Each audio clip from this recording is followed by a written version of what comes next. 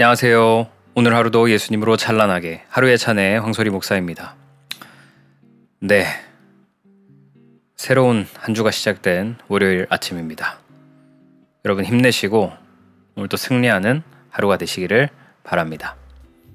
오늘은 요한계시록 3장 7절에서 13절까지 빌라델비아 교회에 관한 말씀을 함께 나누고자 합니다.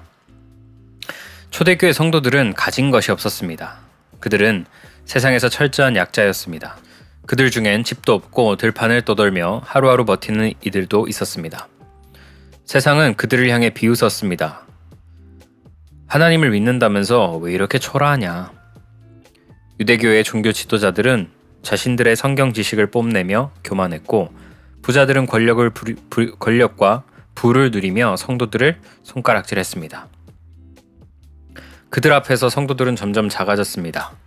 믿음은 지켜야 했지만 세상은 그들을 밀어내고 누구도 그들의 편이 되어주지 않았습니다. 그래서 성도들은 스스로에게 물었습니다. 나는 정말 약한 존재인가? 예수님을 믿어도 이 땅의 행복은 나와 상관이 없는 것인가? 주님은 정말 약한 자를 사랑하시는가? 예수님은 바로 그 질문에 대답하십니다. 내가 내 행위를 아노니 내가 내 앞에 열린 문을 두었으니 능히 닫을 사람이 없으리라. 세상은 약한 자를 외면합니다. 그러나 예수님은 약한 자를 세우십니다. 세상은 강한 자를 높이지만 예수님은 작은 자를 들어쓰십니다. 빌라델비아 교회는 가진 것이 없었지만 믿음을 잃지 않았던 교회였습니다. 그들은 미약했지만 예수님은 그들을 작지만 강한 교회라고 부르십니다. 오늘 세상의 기준으로 자신을 평가하며 낙심한 이들이 있다면 이 말씀을 기억해야 합니다. 너는 적은 능력을 가지고도 내 말을 지키며 내 이름을 배반하지 아니하였도다. 예수님은 오늘도 세상의 끝자락에서 믿음을 지키는 한 사람을 찾고 계십니다. 그리고 말씀하십니다. 내가 너를 안다. 내가 너를 사랑한다. 내가 너를 위해 열린 문을 두었다. 이제 그 열린 문 앞에서 예수님이 하시는 말씀을 함께 들어봅시다. 3장 7절입니다. 빌라델비아 교회의 사자에게 편지하라. 거룩하고 진실하사 다윗의 열쇠를 가지시니 곧 열면 닫을 사람이 없고 닫으면 열 사람이 없는 그가 이르시되. 예수님은 빌라델비아 교회를 향해 자신을 다윗의 열쇠를 가지신 이로 소개하십니다. 다윗의 열쇠, 이 단어는 당시 성도들에게 매우 익숙한 표현이었습니다. 즉, 왕의 권세, 통치의 권한, 문을 여는 자를 떠올렸습니다. 하지만 예수님이 말씀하신 다윗의 열쇠는 단순히 다윗 왕조의 계승을 의미하지 않습니다. 그분은 이렇게 말씀하십니다. 열면 닫을 자가 없고 닫으면 열 자가 없다. 이 말은 곧 천국과 지옥의 문을 주관하시는 분은 오직 예수님뿐이라는 뜻입니다. 마태복음 1장 1절은 이렇게 시작하죠. 아브라함과 다윗의 자손 예수 그리스도의 계보라. 예수님은 단순히 다윗의 후손이 아닙니다. 예수님은 다윗을 만드신 분, 모든 왕권의 근원이신 분이십니다. 아브라함은 믿음의 조상이었고 다윗은 왕국의 시작이었습니다. 하지만 그 모든 믿음의 시작과 왕권의 완성은 예수님 안에서 이루어졌습니다. 다윗은 이스라엘의 왕으로 살았지만 예수님은 온 우주의 왕으로 통치하십니다. 그분이 바로 만왕의 왕이십니다. 그래서 다윗의 열쇠는 곧 예수님의 열쇠입니다. 그 열쇠는 단 하나, 구원의 문을 여는 열쇠입니다. 예수님은 말씀하십니다. 내가 문을 열면 닫을 자가 없고 내가 닫으면 열 자가 없다. 이 말은 곧 구원과 심판의 주권이 온전히 예수님 손에 있다는 뜻입니다. 그 문은 천국의 문이기도 하고 지옥의 문이기도 합니다. 천국의 문은 오직 예수님이 여십니다. 그분이 피로 값주고 사신 자들만 그 문을 통과할 수 있습니다. 아무리 선해 보여도 아무리 세상에서 존경받는 인생이라도 예수님이 열어주시지 않으면 그 문은 결코 열리지 않습니다. 그리고 예수님은 지옥 문도 주관하십니다. 사탄이 성도를 멸하려 해도 예수님이 지키신 자는 결코 넘어가지 않습니다. 예수님이 닫으시면 지옥의 문은 영원히 닫혀버립니다. 빌라델비아 교회는 작고 연약했습니다. 세상적으로 가진 것도 없고 자랑할 것도 없었습니다. 그러나 예수님은 바로 그 교회에 다윗의 열쇠를 소개하셨습니다. 그것은 곧 세상은 너희를 막을 수 없지만 나는 너희를 열어줄 수 있다는 말씀입니다. 예수님은 오늘도 말씀하십니다. 너희 인생의 문은 내가 쥐고 있다. 사람이 닫아버린 기회의 문도, 사람이 막은 관계의 문도 예수님은 다시 여실 수 있습니다. 그분은 열쇠를 가지신 분입니다. 세상이 아무리 강해 보여도, 권세자가 아무리 높아 보여도 예수님은 단 하나의 열쇠로 모든 문을 여시고 닫으십니다. 그분이 여신 문은 세상이 결코 닫을 수 없습니다. 오늘도 예수님은 빌라델비아 교회와 우리에게 말씀하십니다. 내가 내 앞에 열린 문을 두었노라 능히 닫을 사람이 없으리라. 그분이 열면 닫을 자가 없고 닫으면 열 자가 없으니 우리의 구원, 우리의 사명, 우리의 내일은 그분의 손에 있습니다. 이제 예수님이 여신 그 열린 문 앞에서 그분이 어떤 약속을 주셨는지 계속해서 보겠습니다. 8절 말씀입니다. 볼지어다 내가 내 앞에 열린 문을 두었을 때 능히 닫을 사람이 없으리라. 내가 내 행위를 아노니 내가 작은 능력을 가지고도 내 말을 지키며 내 이름을 배반하지 아니하였도다. 예수님은 빌라델비아 교회를 향해 이렇게 말씀하십니다. 내가 내 앞에 열린 문을 두었다. 그 문은 단순한 기회의 문이 아닙니다. 그 문은 예수님 자신입니다. 요한복음 10장 9절에서 예수님은 내가 문이니 누구든지 나로 말미암아 들어가면 구원을 얻으리라고 말씀하셨습니다. 예수님은 스스로 양의 문이라고 부르셨습니다. 그 문을 통해 들어가는 자는 세상이 줄 수 없는 구원을 얻습니다. 그러므로 열린 문이라는 것은 예수님 자신을 말하고 바로 구원의 문, 생명의 문을 뜻합니다. 예수님은 이렇게 말씀하십니다. 내가 열면 닫을 자가 없고 내가 닫으면 열 자가 없다. 이 말은 곧 아무도 너희의 구원을 빼앗을 수 없다는 약속입니다. 빌라델비아 교회는 작은 능력밖에 없었습니다. 그들은 부유하지 않았고요. 사회적 지위도 높지 않았습니다. 그저 작은 교회의 연약한 공동체였습니다. 하지만 예수님은 그들을 칭찬하십니다. 너는 작은 능력을 가지고도 내 말을 지켰다. 세상은 큰 교회를 자랑하고 화려한 사역을 칭찬합니다.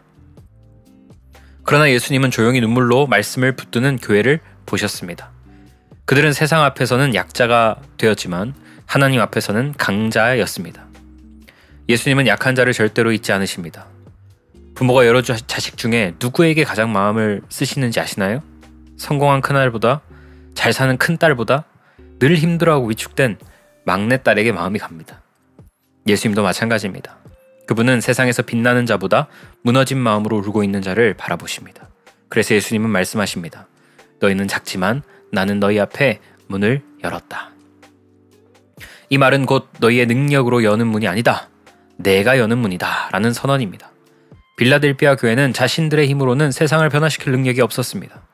그러나 그들은 예수님의 이름을 지키는데 그 어떤 교회보다 강했습니다. 세상은 그들을 비웃었습니다. 자칭 유대인들이 말했습니다. 하나님이 너희를 사랑하신다면 왜 이렇게 힘들게 살게 하느냐? 그 말에 성도들의 마음은 흔들렸습니다. 정말 예수님이 나를 사랑할까? 왜 이렇게 아무 일도 일어나지 않는 걸까? 하지만 예수님은 그들의 마음을 속을 아셨습니다. 그분은 말없이 위로하십니다. 너희는 작지만 내가 너희를 보고 있다. 너희는 약하지만 내가 너희를 안다. 내가 너희 앞에 문을 열었다. 그 문은 결코 닫히지 않습니다. 세상이 막을 수도 사탄이 가로막을 수도 없습니다. 예수님은 이미 그 문을 여셨습니다. 그리고 말씀하십니다. 아무도 너희의 길을 닫지 못하리라. 빌라델비아 교회는 세상에선 작은 능력의 교회였지만 예수님의 눈에는 믿음을 끝까지 지킨 강한 교회였습니다. 예수님은 오늘도 작은 능력으로 버티는 우리에게 말씀하십니다. 내가 문을 열었다. 너희의 믿음은 헛되지 않았다. 사람은 스스로 문을 열 수 없습니다. 그러나 예수님이 열면 그 어떤 세상의 힘도 닫을 수 없습니다. 그 문은 오늘도 열려 있습니다. 예수님 안에 들어오는 자는 영원한 생명을 얻게 됩니다. 작은 능력, 그것이면 충분합니다. 왜냐하면 문을 여시는 분은 우리가 아니라 예수님이시기 때문입니다. 이제 예수님은 그 믿음을 조롱하던 자들에게 놀라운 반전을 보여주십니다. 9절입니다. 보라, 사탄의 회당 곧 자칭 유대인이라 하나 그렇지 아니하고 거짓말하는 자들 중에서 몇을 내게 주어 그들로 와서 내 발 앞에 절하게 하고 내가 너를 사랑하는 줄을 알게 하리라. 아멘. 예수님은 빌라델비아 교회에게 사랑의 증거를 보여주십니다. 그분은 단지 내가 너를 사랑한다 말씀만 하지 않으십니다. 그 사랑을 직접 보이십니다. 당시 성도들을 가장 괴롭히던 사람은 자칭 유대인들이었습니다. 그들은 율법을 완벽히 외우고 계명을 지켰습니다. 그들은 자신이 하나님께 속했다고 자부했습니다. 하지만 예수님은 그들을 이렇게 부르십니다. 거짓말하는 자들, 사탄의 회당. 왜냐하면 그들은 진리를 버리고 율법을 구원의 수단으로 삼았기 때문입니다. 예수님이 이렇게 말씀하십니다. 그들이 와서 내 발 앞에 절하게 하리라. 이것은 단순히 물리적 절을 말하는 게 아닙니다. 진리의 인정, 사랑의 확증, 그리고 구원의 반전입니다. 예수님은 내가 너를 사랑하는 줄을 그들도 알게 하리라고 말씀하셨죠. 빌라델피아 교회는 이 땅에서 늘 비난받아왔습니다. 너희는 너무 약하다. 하나님이 너를 사랑한다면 왜 이렇게 가난하냐. 세상은 조롱했고 그 말에 상처받은 성도들은 눈물로 버텼습니다. 그러나 예수님은 그 눈물을 잊지 않으셨습니다. 예수님은 말씀하십니다. 이제 그들이 내 앞에서 절하게 하리라. 이제야 알게 하리라. 내가 너를 사랑하는 줄을. 그 일은 죽은 뒤에 완전히 드러납니다. 이 땅에서는 성도들이 조롱받았지만 하늘에서는 정반대의 장면이 펼쳐집니다. 천국의 영광 앞에서 예수님은 거짓 유대인들에게 말씀하십니다. 이제 보았느냐? 내가 사랑하는 자가 바로 이들이다. 그때 성도들은 비로소 예수님의 사랑이 얼마나 깊은지 깨닫게 됩니다. 10절 말씀. 내가 나의 인내의 말씀을 지켰은즉 내가 또한 너를 지켜 시험의 때를 면하게 하리니. 예수님은 두 번째 약속을 주십니다. 그분은 사랑하는 백성을 직접 지켜주신다고 말씀하십니다. 시험의 때는 믿는 자를 흔들기 위한 시험이 아닙니다. 예수님을 믿지 않는 자들에게 임할 최후의 심판입니다. 예수님은 빌라델피아 교회에게 이렇게 말씀하십니다. 너희는 이미 믿음을 통과했다. 너희는 이미 나를 알고 있고 그러므로 내가 너희를 지키겠다. 예수님이 주시는 인내는 인간의 결단이 아닙니다. 그분이 먼저 믿음을 주셨기 때문에 우리가 버틸 수 있는 것입니다. 성도는 시험을 피하는 자가 아니라 예수님의 보호 안에 있는 자입니다. 11절 말씀도 보면 내가 속히 오리니 내가 가진 것을 굳게 잡아 아무도 내 면류관을 빼앗지 못하게 하라. 예수님은 마지막으로 믿음을 지키라고 말씀하십니다. 면류관은 세상의 상급이 아닙니다. 면류관은 예수님 자신입니다. 그분을 잃지 말라는 뜻입니다. 세상은 우리의 믿음을 흔듭니다. 같은 교회 안에서도 거짓된 말로 우리를 낙심시키는 이들이 있습니다. 그러나 예수님은 말씀하십니다. 아무도 내 면류관을 빼앗지 못하게 하라. 이 말은 나를 잊지 말아라. 나는 너의 면류관이다.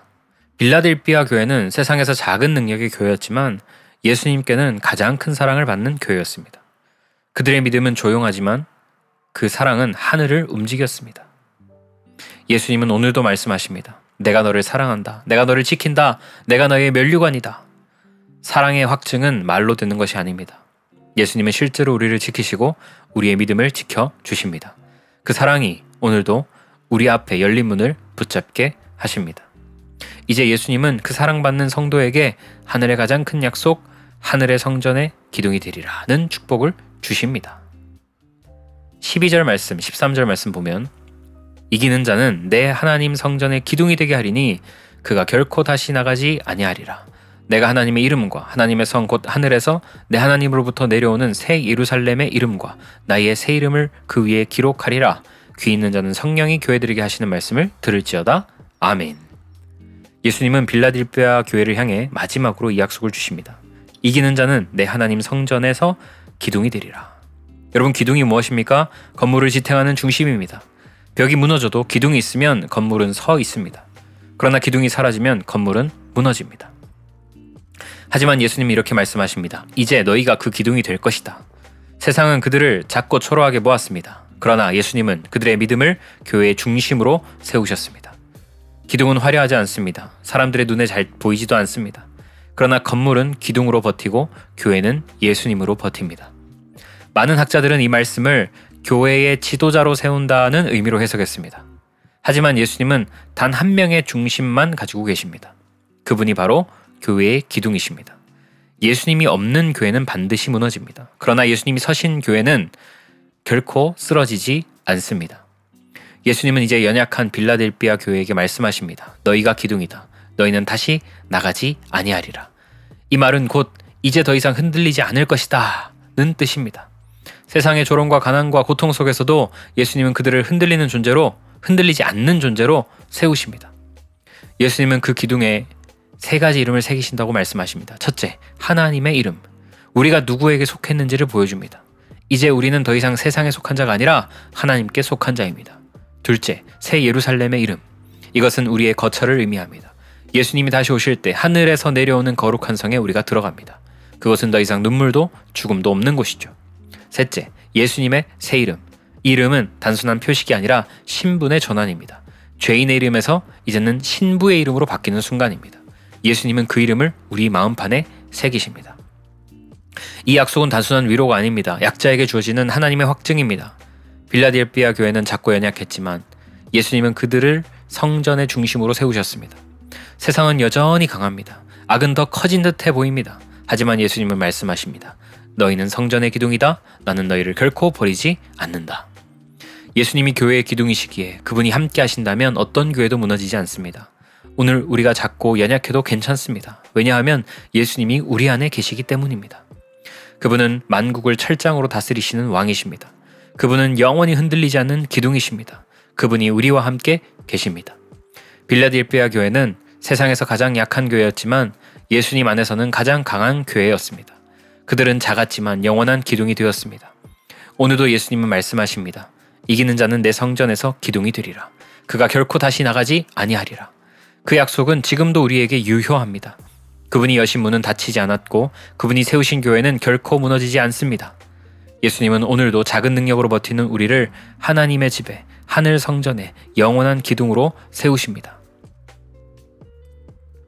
오늘 우리는 지금까지 교회 안에서 열심히 봉사하고 헌신하는 자들을 믿음의 사람이라고 여겼습니다. 계명과 율법을 잘 지키는 자들을 주님이 사랑하신다고 생각했습니다. 반면 눈물로 회개하는 자들은 믿음이 약한 자로 여겼습니다. 그러나 예수님은 그렇게 말씀하지 않으십니다. 예수님은 요한계시록에서 모든 교회를 향해 끊임없이 한 가지 말씀을 반복하십니다. 회개하라. 에베소 교회는 첫사랑을 잃어버린 죄를 회개하라 하셨고 버가모 교회는 거짓된 교훈에 빠진 죄를 회개하라 하셨습니다. 두아디라 교회에는 하나님보다 더 사랑한 우상의 죄, 사대 교회는 예수님이 없어 영이 죽은 죄를 회개하라고 하셨습니다. 예수님은 회개를 많이 하는 자를 책망하지 않으십니다. 예수님은 회개하는 자를 살리십니다. 우리는 오랫동안 착하게 사는 것을 믿음으로 착각했습니다. 계명을 지키며 사랑이라 생각했습니다. 그러나 계명은 스스로를 의롭게 만들 뿐 예수님을 더 멀어지게 합니다. 율법은 사람을 뿌듯하게 만들지만 구원과는 아무 상관이 없습니다. 그래서 예수님은 말씀하십니다. 회개는 믿음 없는 자의 행동이 아니다. 회개는 내 백성의 숨결이다. 회개는 영원히 사는 길입니다. 회개는 택한 자에게만 주어지는 은혜입니다. 회개는 구원의 문이 다시 열리는 순간입니다. 예수님은 오늘도 우리에게 말씀하십니다. 내가 너에게 회개의 기회를 주었노라. 그 기회를 붙잡는 자가 복된 자입니다. 그 기회를 무겁게 여기는 자가 구원받은 자입니다. 예수님은 우리가 완전해지기를 원하지 않으십니다. 그분은 우리가 돌이키기를 원하십니다. 그분은 회개할 수 있는 마음을 오늘도 우리에게 부어주십니다. 오늘 우리가 예수님 앞에 엎드려 회개한다면 그것이 복입니다. 회개는 눈물로 끝나지 않습니다. 회개는 생명으로 이어집니다. 오늘도 주님 앞에 돌이키는 자, 그가 가장 복된 영혼입니다. 예수님은 회개하는 자를 부르시고 그 이름을 생명책에 새기십니다. 기도하겠습니다. 예수님 감사합니다. 오늘도 우리에게 말씀을 통하여 주님이 어떤 분이신지, 주님이 우리 가운데 어떻게 찾아오셔서 역사하시는지를 알려주시고 깨닫게 하시니 감사합니다.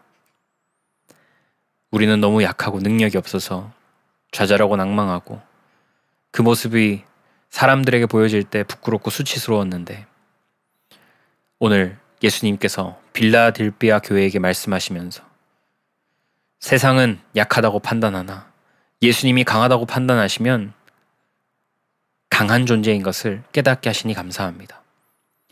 오늘도 우리 삶 가운데 주님의 판단이 무엇인지 우리가 묻고 구하게 하시고 예수 그리스도를 붙잡아서 세상에서는 약해 보이나 주님 눈에 강한 자로 보이고 성전의 기둥으로서 귀하게 쓰임받는 우리 인생이 다 될 수 있도록 하나님 도와 주옵소서. 감사드리며 우리에게 생명 주신 예수님 이름으로 기도합니다. 아멘.